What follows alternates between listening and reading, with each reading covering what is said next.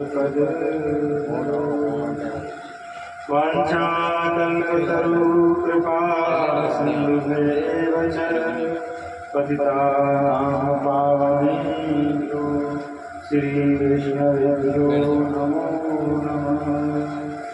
वागीशायस्य वदने लक्ष्मीर्यस्य च वक्षसि यस्यासते हृद्ये सम्मतं तं नृसिंहमहं नारायणं नमस्कृत्य नरं चैव नरोत्तमं देवीं सरस्वतीं व्यासं ततो जयमुदीरये। मोर मुकुट गति कांचनी करमुरली उर्मा मोहन बसो सदा बिहारीला। श्री राधिका वृषभानुजा भगतन की प्रतिभा दास भरोसे कुंवरी की सोबत माव प्रसाद सोबत माव प्रसाद। बजरंग बांका बांधो चारुणा बांधो अगारी पछाड़ी जाने धर्म की राह। रंगने रंगीले का दशरथ के छबीले का कुंती के पांचों का अंजनी के अजय का। तुलसी सीता राम हृदय राग विश्वास कबहू कभी बड़ी ना सुनी श्री रामचंद्र के दास। तुलसी विधवा बाग का सिंचित कुमलाय राम भरोसे जो रहे तो पर्वत पर हरियाय। जन्मादस्य चंद्रारते सुविज्ञेश्वरा तेने ब्रह्म विद्यायाधिकवै मूयन्ते यत् सूर्यः तेजो वाराणम्यं यन्मयो यथा विषा सत्यं परं धीमहि। नमो ब्रह्मण्यदेवाय गो ब्राह्मणहिताय च जगद्हिताय कृष्णाय गोविन्दाय नमो नमः। हे राम पुरुषोत्तम हरे नारायण केशव गोविंद गरुड़ध्वज कुंज दामोदरा। हे कृष्ण कमलापते यदुपते सीतापते श्रीपते वैकुंठाधिपते चराचरपते लक्ष्मीपते हरे नाम हरे नामेव केवलम् कलो नास्तेव गतिरन्यथा। नाम महानिधि मंत्र नाम ही सेवा पूजा जप तप तीरथ नाम नाम बिन और अधूरा। नाम प्रीति नाम बैर नाम कहे नामी बोले नाम अजान साखी नाम भवंदन खोले। नाम बड़ रघुनाथ ते राम निकट हनुमत कयो कबीर कृपा ते परतप पदम नाभ पर चोलयो पदम नाभ पर चोलयो। श्री राम जय जय राम श्री राम जय जय राम श्री राम जय जय राम श्री राम जय जय राम श्री राम जय जय राम श्री राम जय जय राम श्री राम जय जय राम श्री राम जय जय राम श्री राम जय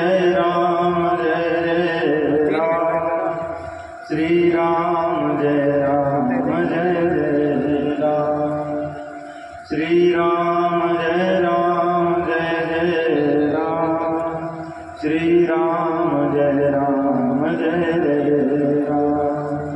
जय सीताराम जय सीताराम जय सीताराम जय सीताराम। जय राधे श्याम जय राधे श्याम जय राधे श्याम जय राधे श्याम। जय सीताराम जय सीताराम जय सीताराम जय सीताराम। कमला विमिला मिथिला कमला विमिला मिथिला। श्री राम जय जय राम। श्री राम जय जय राम। अवध सरयू सीताराम अवध सरयू सीताराम। जय वृंदावन जय नंदगांव जय वृंदावन जय नंदगांव। जय वृंदावन जय नंदगांव जय वृंदावन जय नंदगांव। जय जय श्यामा जय जय श्याम जय जय श्यामा जय जय श्याम। जय वृंदावन जय नंदगांव जय गोवर्धन जय नंदगांव। श्री राम जय जय राम। श्री राम जय जय राम। श्री राम जय जय राम। श्री राम जय जय राम। जय सिया राम जय हनुमान जय सिया राम जय हनुमान। जय सिया राम जय हनुमान जय सिया राम जय हनुमान। विघ्न हरण जय हनुमान विघ्न हरण जय हनुमान। दुष्ट दलन जय हनुमान दुष्ट दलन जय हनुमान।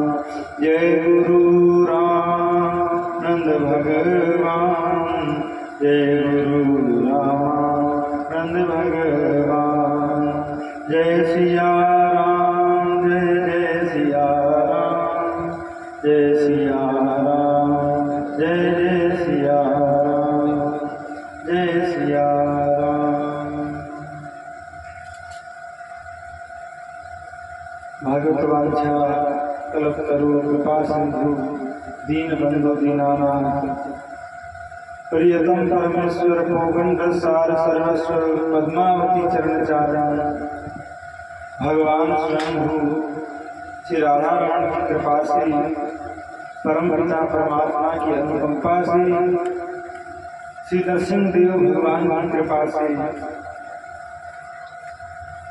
अवसादग्रस्त प्रमादग्रस्त कलिमलग्रस्त समय में हम सब बैठ करके हरि चर्चा कर रहे हैं, हरि कथा का आनंद ले रहे हैं। अन्यथा कलयुग का इतना विघ्न है, कोई आदमी किसी बुरे कार्य में लगता है तो कलयुग उसका साथ देता है, उसके कार्य को आगे बढ़ाता है। और वहीं कोई व्यक्ति सत्कर्म में लगे, भले काम में लगे, तो भगवान का अनुष्ठान करे तो उसमें अनेक विघ्न आते हैं। पर ये भगवान की कृपा है, भगवान नरसिंह की कृपा है, श्री हनुमान जी की कृपा है। तो उनकी कृपा में बैठ करके, उनकी छत्र छाया में बैठ करके बिना किसी विघ्न बाधा के आज 7वें दिन में ये कथा पहुंची है। तो भगवान की विशेष कृपा। 1-2 दिन का अनुष्ठान होता है, उसमें भी कई विघ्न आ जाते हैं। पर इस अनुष्ठान में भगवान की विशेष कृपा हम सब पर बनी हुई है, जो बिना किसी विघ्न बाधा के, जो विघ्न करने वाले लोग हैं या देव हैं वो भी सहायता कर रहे हैं। तो ये भगवान की विशेष कृपा है और साथ में भगवान के चरित्र का ये प्रभाव है।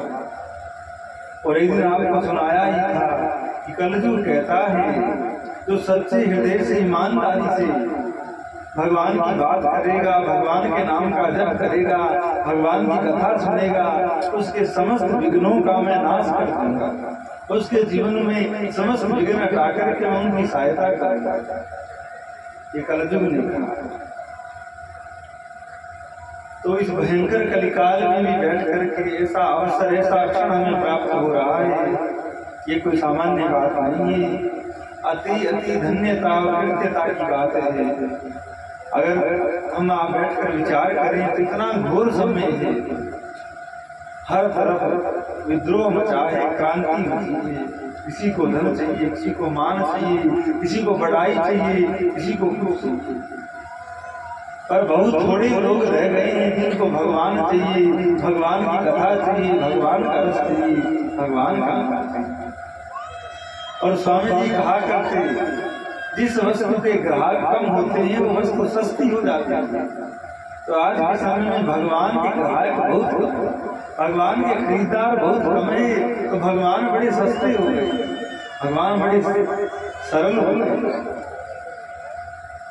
पर सरल वस्तु तो हम लेना नहीं चाह रहे हैं। जो दिखने में तो सरल है, प्राप्ति में तो सरल है और उसका मोल बहुत बड़ा है, उसको तो लेना नहीं चाह रहे हैं। जो प्राप्ति में भी कठिन है और प्राप्त होने के बाद भी बड़ा विद्रोह है, बड़ा संकट है, उसको प्राप्त करने के लिए लोग दिन रात एक ही रहते हैं, कितनी दौड़ दौड़ करते हैं, फिर भी जैसा वो चाहते हैं वैसा हो नहीं पाता है।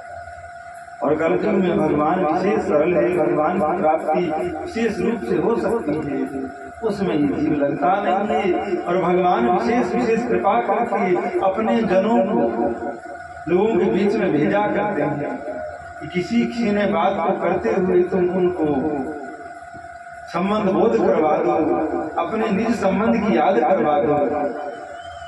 तो घोर कलिकाल में भी जीव परमानंद में डूब सकता है। इस कलयुग में भी सतयुग प्रकट हो सकता है, त्रेता प्रकट हो सकता है, द्वापर प्रकट हो सकता है। तो भगवान की कृपा तो विशेष दृष्टिगत करते हुए मनुष्य के हाथ में कुछ भी नहीं है, मनुष्य चाहे कुछ भी नहीं कर सकता है, सब भगवान की कृपा से होता है, भगवान के अनुग्रह से होता है। तो विशेष रूप से उनकी कृपा देखते हुए आज कथा विश्राम की ओर बढ़ती है। आज कथा सप्तम दिवस में प्रवेश करती है और दिव्यता की एक बात कहें, आज नरसिंह चतुर्दशी जो वैष्णव जगत का एक महान पर्व है, भगत समाज का एक महान पर्व है श्री नरसिंह चतुर्दशी। आज के दिन ही कथा आपने सुनी ही थी, प्रहलाद की हिरणाक्ष भगवान प्रकट हुए, हिरणाक्ष का वध किया और प्रहलाद से स्नेह किया, वो लीला आज के दिन ही वही थी। तो आज का पर्व दिन भी महान कृपामय है। इस प्रकार नरसिंह भगवान प्रहलाद पर कृपा करने के लिए खम्भ से प्रकट होते हैं, वैसे ही कथा वक्ता रूपी खम्भे से उसके मुख से वाणी रूपी नरसिंह प्रकट होते हैं। वागीसायस्य वदने लक्ष्मीर्यस्य च वक्षसि यस्यासते हृदये संवितं तं नरसिंहमहं। और थोड़ी विशेष जानकारी के लिए आपको कहें, कई बार भक्तों के जीवन में भी संकट आ जाता है, कोई व्याधि आ जाती है, कोई विशेष परिस्थिति आ जाती है, तो भगत का तो स्वभाव ही होता है कि वो अन्य किसी देवता का आश्रय नहीं लेता है, केवल अपने इष्ट के चरणों में समर्पित रहता है, अपने इष्ट के चरणों में वो विनती अनन्य विनय करता है। तो नरसिंह भगवान इसलिए आए कि जो भगवान के भक्त हैं उनका मैं संकट दूर कर सकूं। और ऐसी कोई परंपरा नहीं होगी जिस परंपरा में नरसिंह भगवान की पूजा वैष्णव लोग संत लोग नहीं करते होंगे, क्योंकि नरसिंह की कृपा से ही साधु लोग निर्बाध रूप से भजन करते हैं, बिना किसी विघ्न बाधा के भजन करते हैं। नरसिंह भगवान का ये वचन है, कोई भजन करने वाला मेरे नाम का आश्रय लेगा, मेरे चरण का आश्रय लेगा, उसके जीवन के भी समस्त विघ्न समाप्त हो जाएंगे और भजन का विघ्न भी समाप्त हो जाएगा। तो भगत के जीवन में कोई संकट आए, कोई व्याधि आए, कोई रोग आए, तो नरसिंह का आश्रय लो, नरसिंह का नाम लो। जिस प्रकार भगवान नरसिंह ने प्रकट होकर प्रहलाद के कष्ट को दूर किया, उन पर कृपा करी, वैसे ही हम लोगों पर भी भगवान नरसिंह कृपा करें। रामानंदियों में तो विशेष करके श्री नरसिंह भगवान की पूजा अर्चना करी जाती है। और जो भगवान के भक्त हैं उनके घरों में भगवान नरसिंह की फोटो अवश्य होनी चाहिए। जिस घर में भगवान नरसिंह का स्वरूप होता है उस घर में किसी प्रकार की अलावला नहीं जाती है। उस घर पे चाहे वो कितना ही काला जादू तंत्र मंत्र करवा दे, उस घर पर असर नहीं हो सकता। उल्टा जो करता है उसी को दुख पाना पड़ेगा नरसिंह की कृपा से। पुराने समय में दहली बनती घर के आगे, आजकल तो बड़ा लोग मॉडर्न हो गए हैं तो अपने हिसाब से बनाते हैं, लेकिन पुराने समय में लोग घर बनाते, दरवाजों के आगे दहली बनाते, और दहली हमेशा नरसिंह के बैठने का स्थान था। तो घर के अंदर जाओ तो दहली वाले स्थान पे कभी पैर नहीं रखना चाहिए, और हो सके तो निकलो तो वहां प्रणाम करो, और घर के अंदर प्रवेश करो तो वहां प्रणाम करो, क्योंकि दहली के ऊपर भगवान नरसिंह का वास है। तो बड़े जागृत देव है कलयुग के नरसिंह।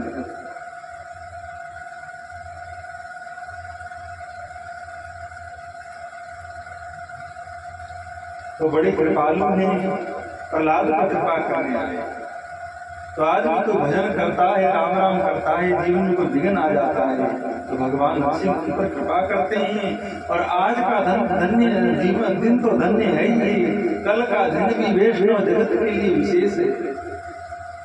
भक्तजनों के कल का दिन भी विशेष है, क्योंकि कल के दिन वृंदावन की सबसे प्राचीन ठाकुर श्री राधा रमण लाल का प्राकट्य हुआ था। कल के दिन वो प्रकट हुए।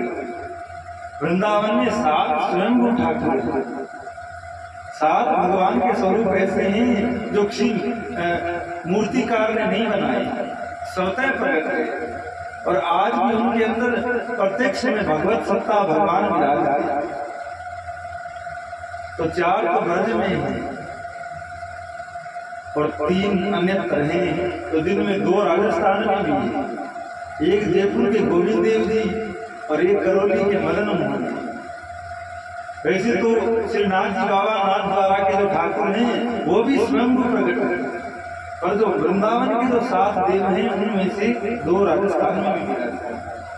तो उन्हीं देवों में से एक ऐसे ठाकुर हैं जो आज से 485 वर्ष पहले प्रकट हुए। तो उनके थोड़ी कल तो कथा होगी नहीं, तो आज ही कुछ थोड़ी प्राकृतिक की चर्चा करें। एक भगवान के बड़े ही प्रेमी भक्त हुए गोपाल भट्ट गोस्वामी। शरीर उनका बंगाल की तरफ का था। ब्राह्मण के भट्ट ब्राह्मण होते हैं। तो बचपन में ही चैतन्य महाप्रभु की शरण लेकर के वृंदावन आ गए और भजन करते। अब आजकल तो मूर्तियां दुकानों में मिलती है, जो चाहो सो भगवान की मूर्ति ले आओ। दुनिया ये भगवान की मूर्ति लिए घूमती है। पहले ऐसे समय था कि कोई सिद्ध पुरुष होता वो भगवान को प्रकट करता था। किसी के ठाकुर जी जमुना से प्रकट होते, किसी के ठाकुर जी कोई जमीन खोद करके निकल आते। दुकान से भगवान नहीं खरीदे जाते। तो उस समय की बात है, गोपाल भट्ट वृंदावन में रहकर भजन करते। और उस समय वृंदावन को इतना बड़ा जैसे आज फेमस है, इतना प्रसिद्ध है, उतना नहीं था। आज से 500 वर्ष पहले वृंदावन एक घोर जंगल था। लोग वृंदावन में जाते नहीं थे। जो महात्मा केवल जिनको भजन करना है, जिनको मौत की भी परवाह नहीं रह गई है, वो जीव जाकर के वृंदावन में रहकर के भजन करते थे। और जाने वाले लोग मथुरा तक जाते थे, मथुरा में प्रणाम करके वापस आ जाते थे। और कोई कहता इधर वृंदावन थे तो लोग वहीं से हाथ जोड़ते। तो सिद्ध संत ही वृंदावन में रहकर उस समय भजन करते और या कोई विशेष भक्त होते वो उन झाड़ियों को पार करके वृंदावन की उस भूमि पर पहुंचते। तो गोपाल भट्ट उस समय वहां रहकर भजन करते। तो अनेक सेठ लोग आते ही उनकी श्रद्धा होती है, तो वो लोग कोई 2-4 लोग वृंदावन में पहुंचे। तो उन्होंने खूब सारे ठाकुर जी की पोशाक, बंसी, माला, हार, मुकुट अपने अपने साथ ले रखे थे। तो कोई सिद्ध पुरुष के ठाकुर होंगे तब उनको पहना देते। तो घूमते हुए वो श्री गोपाल भट्ट जी के यहाँ पहुंचे।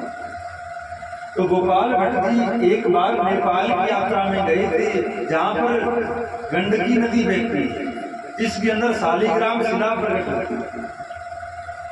तो गंडकी नदी में आज भी प्रत्यक्ष नारायण के स्वरूप शालिग्राम बहते रहते हैं। अनेक संत जाकर वहां से लाते हैं। तो गोपाल भट्ट उस समय गंडकी नदी में स्नान करने नेपाल की यात्रा पर, और वहां जब वो स्नान करने लगे और स्नान करके जब सूर्य को जल देते तो एक शालिग्राम भी उनके हाथ में आ जाता। तो उन्होंने सोचा कि ऐसे आ गए होंगे, वापिस धर देते, फिर पानी लेकर जल देने लगते, फिर शालिग्राम भी हाथ में आ जाता। कई बार किया, उन्होंने वापिस छोड़ी। तो बाद में उनको एक आवाज सुनाई दी कि भगवान आप इन शालिग्रामों को वापिस नहीं रखिए, आप इनको ग्रहण करिए।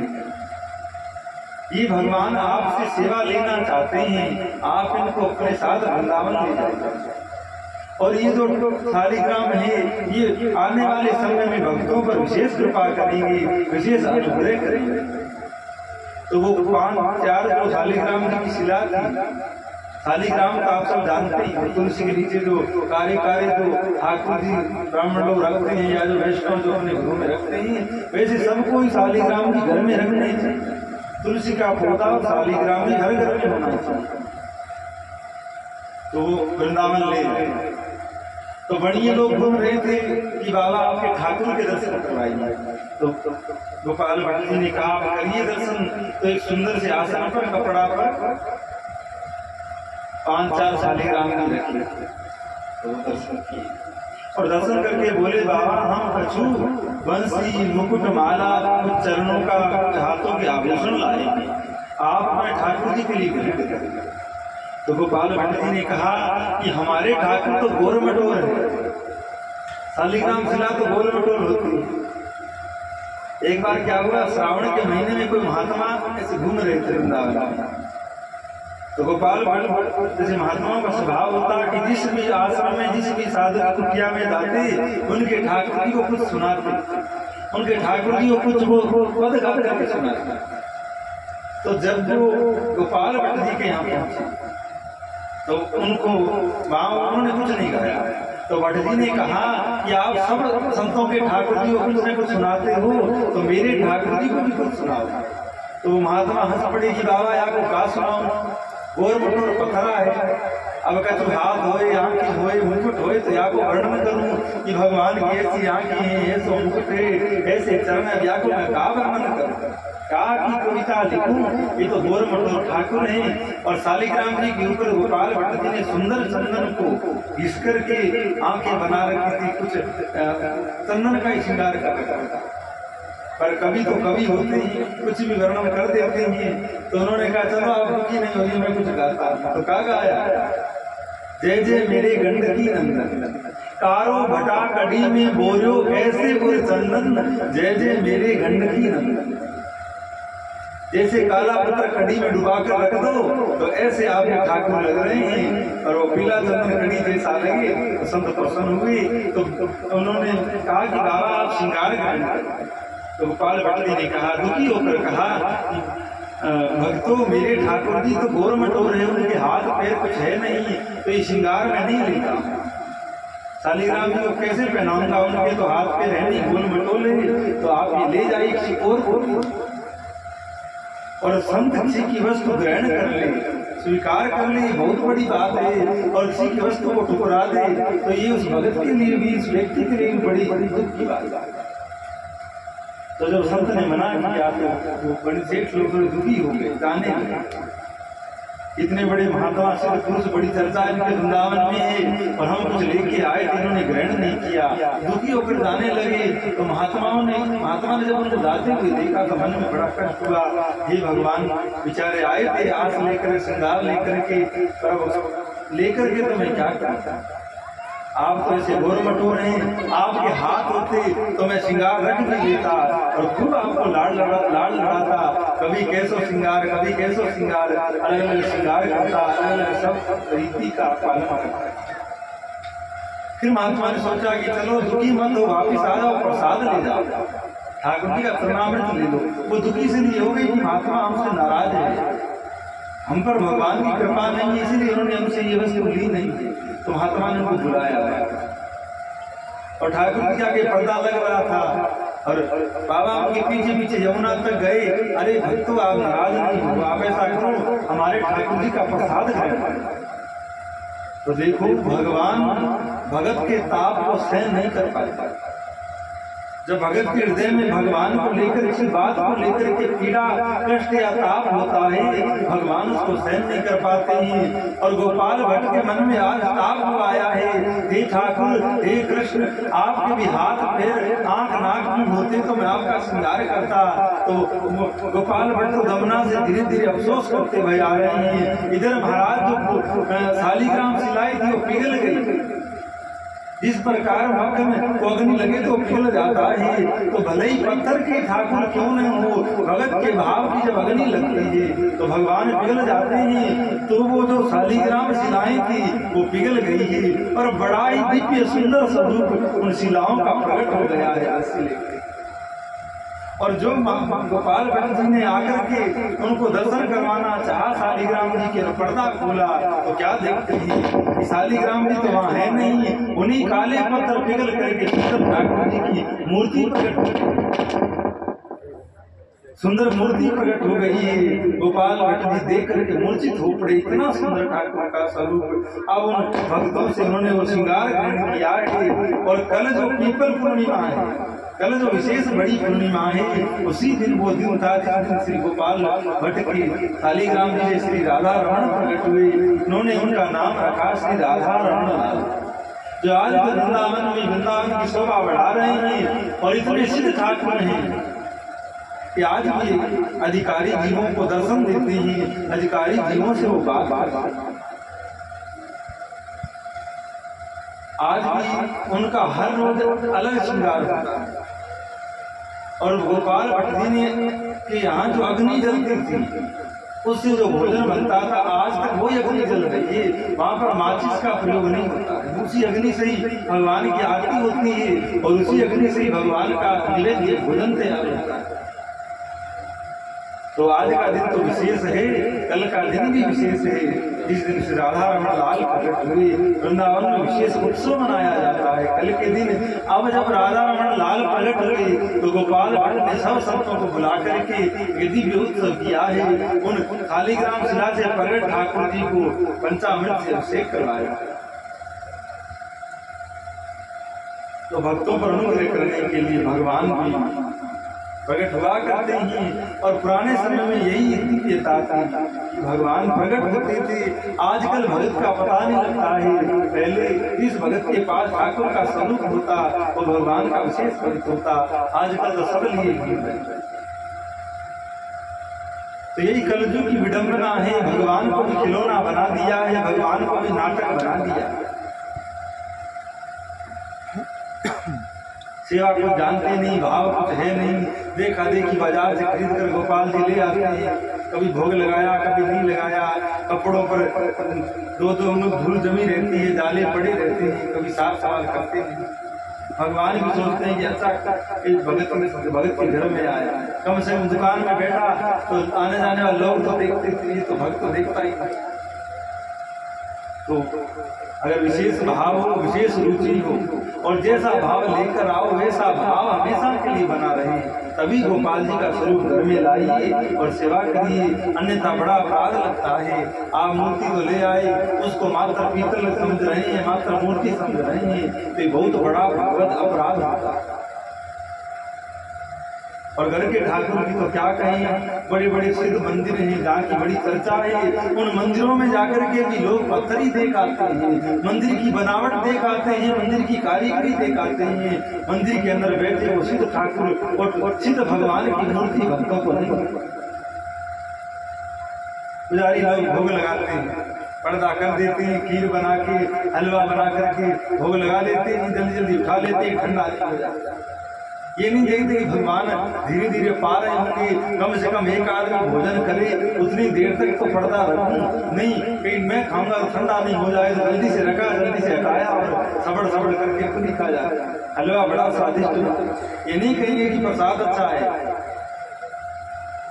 पर जहाँ भाव होता है तो कर्मावासी खिचड़े का भोग लगाती है, भगवान प्रकट हो जाता है। सबरी जंगल में जाकर बेर लेकर के आते हैं, भगवान भोग लगा लेते हैं। जगन्नाथपुरी में ठाकुर जी आम चुरा लेते हैं, खीर चोरा हो जाते हैं, गर्दन झुका लेते हैं। तो जहाँ भाव होता है तो भगवान वहां पर छीन कर खा जाता है, और भाव नहीं होता है तो फिर पत्थर बने कहीं पड़े रहो, फिर तो भगवान कण कण में ये मूर्ति लाने की आवश्यकता क्या है।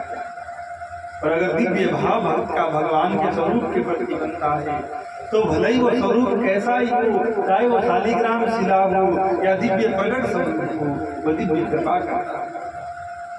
आज सालासर में आप जाते हो वो मोहनदास जी की वो शिला, मोहनदास जी का वो पत्थर जिस पर वो हनुमान जी की छवि देखा करते थे, आज वो दुनिया के कष्ट दूर करता है। कृपा तो मोहनदास जी की, भाव मोहनदास जी का, और अनुग्रह कितना बड़ा हो गया। तो घर में स्वरूप रखो तो विशेष भाव से उनकी सेवा करो, लापरवाही नहीं करो। पूरी विधि से स्नान करके अच्छे से भोजन बना करके जो गोपाल जी सेवा करते हैं उस घर में लहसुन प्याज के चूल्हे पर नहीं चढ़ना चाहिए। कहीं पर जाओ तो स्वयं भी मत खाओ, और ऐसा सोचाचार विचार रखो कि जो भगवान को भोग लगे उसी का ही पान करो। पर लोग सुविधा देख लेते हैं, महाराज जी हमारे तो घर के ठाकुर हैं, हम तो उनको चॉकलेट भी खिला देते हैं, और बाजार से अनेकानेक जिनका बनाने वाले का खबर नहीं और नहीं कोई लाकर खिला दे, तो कैसे भगवान को। तो आज का भी विशेष दिन है, भगवान नरसिंह प्रकट हुए ही, और कल के दिन भगवान राधा रमण प्रकट हुए ही।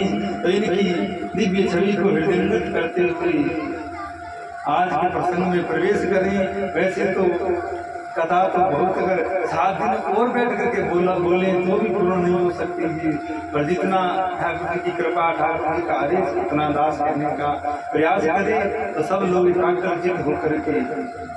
आज विश्राम की कथा है, और विश्राम की कथा संतों ने विशेष बताई है। जिसने 6 दिन की कथा नहीं सुनी और 7वें दिन की सुन लेता है उसको विशेष लाभ होता है, क्योंकि पूर्णावती हवन हो रहा है।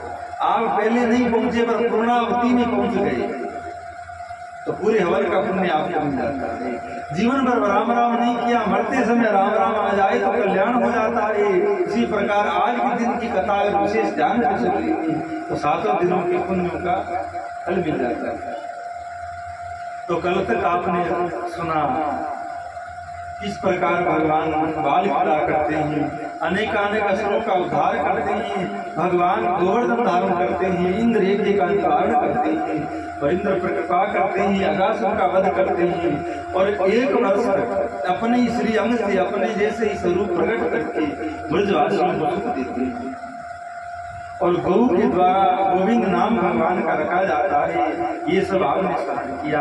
अब धीरे धीरे करके श्री सुखदेव जी जो भागवत का सबसे बड़ा रहस्य रास है उसका वर्णन करते हैं।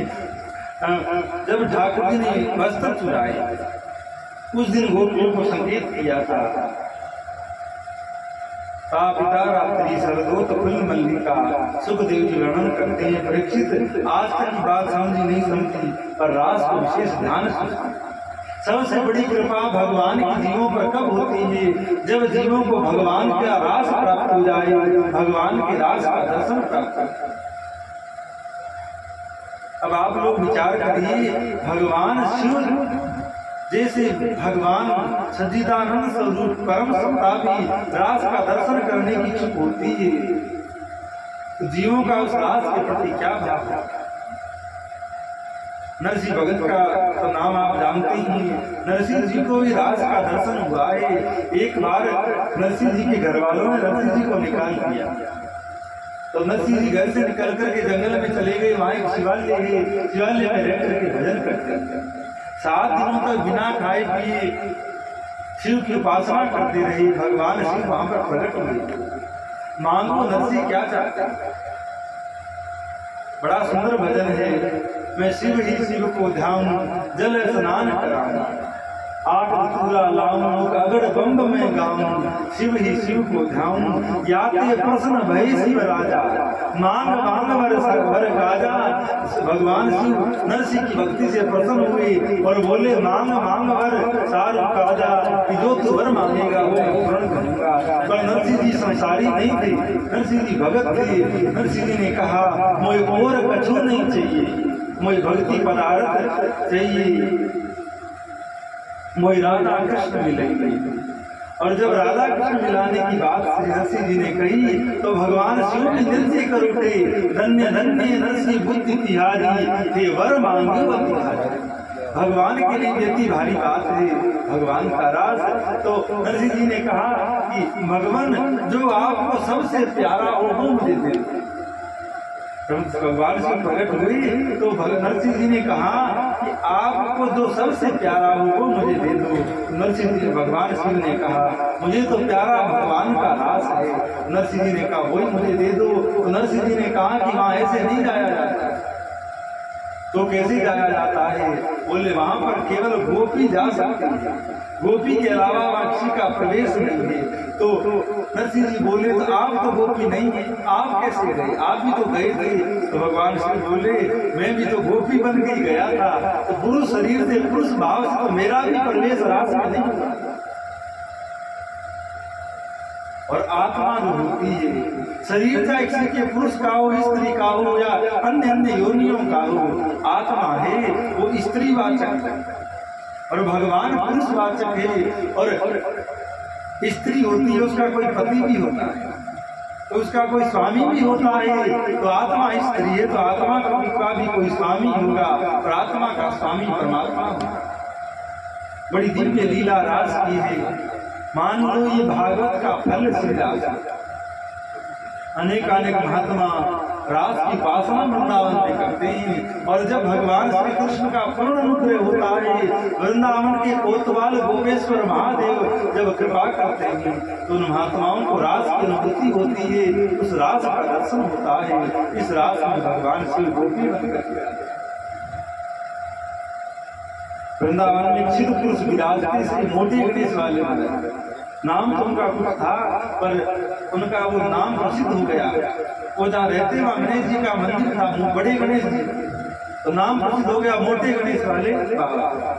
बड़े सिद्ध पुरुष थे। ऐसी सिद्धाई थी, सामने कोई बैठ गया बिना कुछ बोले उसके सबरे कर्म धर्म सब जान लेते। प्रभाव ऐसा था कि कोई आदमी उनके सामने बैठकर बात नहीं बना सकता।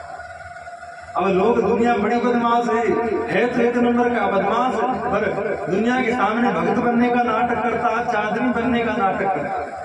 तो दुनिया में तो खोल चल जाती, पर बाबा के सामने तो लोग जाने से डरते, महात्मा तक डरते, क्योंकि महात्मा तो बात तो भगवान की करते और असल कुछ और होता। तो बाबा जी के सामने जाते, कोई महात्मा जाते महाराज भगवान से मिलना है, बताओ भगवान कैसे मिलेंगे? तो सीधा कह देते बोले दिन में भगवान भगवान करते हो, रात में टल मारते, टल मारने से भगवान नहीं मिलते। तो बड़े बड़े महात्मा उनसे नाराज रहते, कहते महाराज तो सीधा सीधा कह देता है। तो ऐसी सिद्धाई थी, सब कुछ देख ले। तो एक कोई कम उम्र का सन्यासी वृंदावन में आया। उनका नियम मुताबिक मंगलवार सत्संग करवाते, और जो अच्छे साधक होते जिनको भगवान की प्राप्ति करनी होती वो उनकी सत्संग में आते। तो उस बालक ने आकर के, उस महात्मा ने आकर वृंदावन में पूछा कि मुझे कोई सिद्ध महात्मा का पता बताओ जो मुझे भगवान से मिलने की युक्ति बता सके। तो श्री ब्रजवासी ने बताया कि तुम मोटे गणेश वाले महाराज के आते। वो वहां पर पहुंचे, प्रणाम किया। बाबा ने पूछा कहो सन्यासी कैसे आना होगा?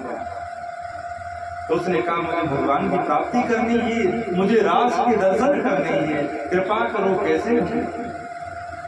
बाबा ने कहा कि तुम्हारे पास पूंजी क्या है, तुम्हारे पास में पूंजी क्या है। अब देखो संसारी आदमी की तो पूंजी पैसा होता है, पर संतों की भाषा में पूंजी कुछ और है। कहा पूंजी क्या है। इस बालक ने सन्यासी ने कहा महाराज पूंजी तो कुछ नहीं। बाबा बोले कि जेब में तो कानी कोटी नहीं है और बाजार खरीदने की बात करता है, कुछ तो पूंजी होनी चाहिए तभी तो भगवान मिलेंगे। तो कहा एक तो मैंने जीवन भर असत्य नहीं बोला है, एक तो मैंने जीवन में असत्य नहीं बोला है और मैं बचपन का साधु हूँ। स्त्री मात्र को मातृवत देखा है, स्त्री मात्र में मेरा माँ का ही भाव रहा है। बस इतनी सी पूंजी है। बाबा इतना ही सुनते ही गदगद हो गए और थापे लगा दी। अरे तेरे पास तो बहुत बड़ी पूंजी है, तेरे को भगवान अवसर देंगे। 6 महीने का साधन बताया, एक मंत्र देना, एक समय भोजन करना और यमुना में स्नान करना, एक दिन में एक बार बिहारी जी के दर्शन करना। और 6 महीने कहाँ, 2 महीनों में ही रात्रि में जा रहे थे, अपनी कुटिया में जा रुके थे। तो राधा रमन इस मंदिर की अभी पहले हमने चर्चा करी, उन्हीं मंदिर के सामने राजमंडल बना हुआ। रात्रि का समय अचानक वहां पर रासलीला प्रकट हो गई है और उस महात्मा को, उस बालक को वहां पर प्रत्यक्ष रास के दर्शन। और आज हम 20 महात्मा हैं, बैठे रहते हैं ध्यान में और भगवान की इस दिव्य रास का दर्शन करते हैं। इस रास में बहुत कम साधुओं का, बहुत कम भक्तों का प्रवेश हो पाता है। बाल लीलाओं में प्रवेश लोग कर जाते हैं। भगवान की